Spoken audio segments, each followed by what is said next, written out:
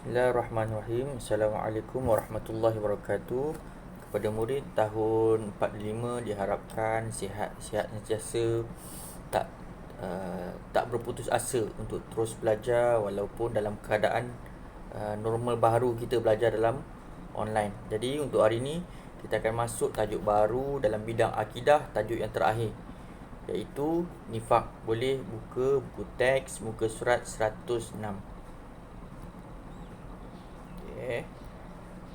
Jadi tajuk nifak ni, kalau kita tengok yang mula-mula dekat muka surat 106 ni, dia ada macam cerita cerita tentang seorang pengembala kambing tak tahu nak buat apa dekat padang ragut tu. Jadi dia dapat idea untuk menipu orang. Jadi dia teriak lah kan, harimau. Bila orang lain datang nak tolong dia sebab mengatakan ada harimau tu, rupa-rupanya harimau tu tak ada. Dan bila ada harimau, sebenar-benarnya ada harimau, bila dia panggil orang mengatakan ada harimau, orang lain tak nak datang. Kenapa? Sebab dah biasa kena tipu dengan pengembala kambing tu. Itu salah satu daripada akibat yang dia terima disebabkan dia tu suka menipu. Baik, apa kena-mengena cerita ini dengan tajuk nifak yang kita akan belajar? Baik, muka surat 107. Maksud nifak. Nifak bermaksud menzahirkan keimanan dan menyembunyikan kekufuran. Itu yang pertama, maksud secara umum. Nifak adalah menzahirkan keimanan. Dia beritahu dia tu beriman. Aku ni Islam, dia beritahu. Tetapi dia menyembunyikan kekufuran. Tapi di sebaliknya dia tu bukan Islam. Dia tak beriman pun dengan Allah, dengan Islam. Baik. Dia tak beriman, dia tu bukan Islam, tapi dia kata dia tu Islam. Itu disebut nifak. Itu secara umum lah. Apakah hukum nifak? Hukum nifak adalah haram kerana Allah memberikan ancaman terhadap golongan munafik. Firman Allah Subhanahu wa taala, innal munafiqina fid darkil asfali minan nar. Maksudnya, sesungguhnya orang-orang munafik itu ditempatkan pada tingkatan yang paling bawah daripada lapisan neraka. Itu salah satu daripada ancaman Allah kepada golongan yang kita panggil munafik ni. Dia ni mengaku beriman tetapi dia tidak beriman sebenarnya. Banyak terjadi di zaman Nabi tu, banyak terjadi. Dia cuma nak keselamatan sahaja. Jadi dia mengaku beriman, padahal dia tu tidak beriman pun dengan Allah dan juga Rasul.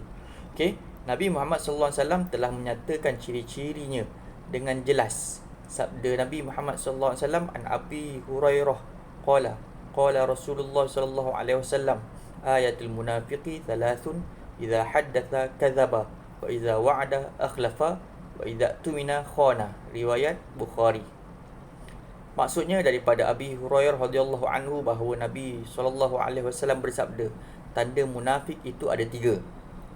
Apabila bercakap dia berdusta, pertama. Yang kedua, apabila berjanji dia mungkir. Yang ketiga, apabila diberikan sesuatu amanah dia khianat. Ada 3 tanda ini. Nabi kata ada 3 tanda ni, itu adalah merupakan seorang itu dikategorikan sebagai munafik. Nabi kata tanda munafik ada 3. Dia ni bercakap tapi dusta, macam tadi kisah tadi. Dia bercakap tapi bohong. Sentiasa bercakap bohong. Benda yang dia tak buat tapi dia kata dia buat. Benda yang dia buat dia kata dia tak buat. Itu salah satu daripada tanda munafik. Yang kedua, apabila berjanji dia mungkir. Contohnya, nanti kita jumpa sekian tempat, tiba-tiba dia tak datang. Ataupun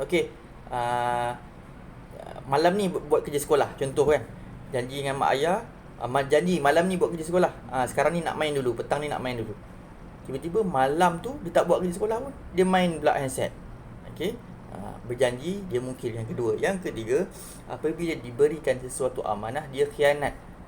Contoh, ni nanti tolong berikan duit ni kepada mak ayah, contoh kan. Tiba-tiba tak sampaikan mak ayah, dia belanja dah duit tu. Diberi amanah, dia khianat. Ada 3 ni.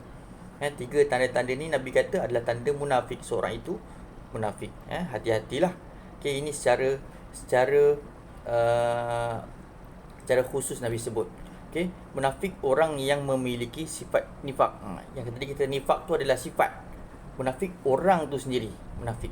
Orang yang ada sifat nifak dipanggil munafik. Okey, baik. Seterusnya, nifak terbahagi kepada dua. Satu, dua. Okey. Nifak i'tiqad dengan nifak amalan. Nifak i'tiqad tu apa? Tidak beriman dengan ajaran Islam, namun berpura-pura seperti beriman dengannya, yang kita sebut tadi tu, awal tadi tu. Yang kita baca maksud nifak secara umum tu. Dia tu dia tak beriman dengan Islam, tapi dia kata aku Islam. Okey. Ini terjadi ramai dulu. Dekat zaman Nabi pun ada. Banyak, bukan sikit. Sekarang ni pun ada lagi macam tu. Dia tak beriman, tidak melakukan ajaran Islam, tapi dia mengaku dia tu beragama Islam. Baik. Nifak amalan ada 3 tadi yang kita sebut hadis Nabi tadi, tanda-tanda munafik tadi. Ada 3. Pertama, berdusta, bohong lah tu. Orang yang suka bohong, ada salah satu tanda seorang itu munafik. Yang kedua, memungkiri janji. Berjanji tak tepati. Okey. Yang ketiga, khianati amanah. Orang bagi amanah, dia khianat, dia tak sampaikan pun amanah tu. 3 ni. Okey, hati-hati. Salah satu dari 3, ada salah satu daripada tanda 3 ni merupakan tanda kita seorang yang munafik. Baik, kita kena jauhilah. Okey. Baik. Perkara yang menyebabkan nifak, apabila bercakap dia berdusta. Okey. Macam kisah tadi, yang ni pun hati-hati sebab biasanya berlaku. Okey. Tak buat dia kata buat dia kata tak buat.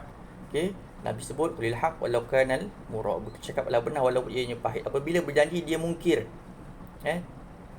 Mungkir janji nak buat, rupa-rupanya tak pun. Janji nak datang, tak datang. Kecuali dengan sebab-sebab yang tertentulah. Okey. Apabila diberikan sesuatu amanah, dia khianati, yang kita sebut tadi awal tadi. Baik. Untuk yang seterusnya, kesan nifak dalam kehidupan individu. Kesan kepada individu tersebut, dibenci masyarakat, hilang rakan dan taulan, sentiasa berada dalam keresahan dan ketakutan. Kita bercakap bohong, orang tak suka. Kan? Kita mungkir janji, orang pun lagilah tak suka. Tunggu penat, rupanya dia tak datang. Okey. Masyarakat melemahkan perpaduan dan kesatuan, sentiasa berbalah dan bergaduh, hilang nilai dan akhlak bermasyarakat. Okey. Orang tu tipu, orang ni menipu, orang tu mungkir janji, orang ni mungkir janji. Habis perpaduan masyarakat akan lemah. Okey.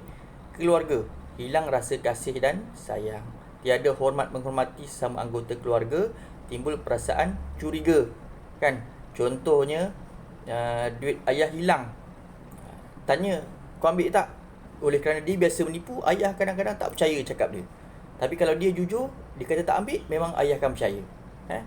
Okey. Baik. Negara, berlaku jenayah, penindasan dan kezaliman, umat mundur dan lemah, mudah dikuasai dan dijajah. Okey. Untuk hari ini sekadar itu dulu. Semoga kita dapat faham apa itu nifak. Okey, saya ulang balik semula. Maksud nifak adalah menzahirkan keimanan dan menyembunyikan kekufuran dia tu. Dia kata dia tu beriman, tapi sebenarnya dia tak beriman.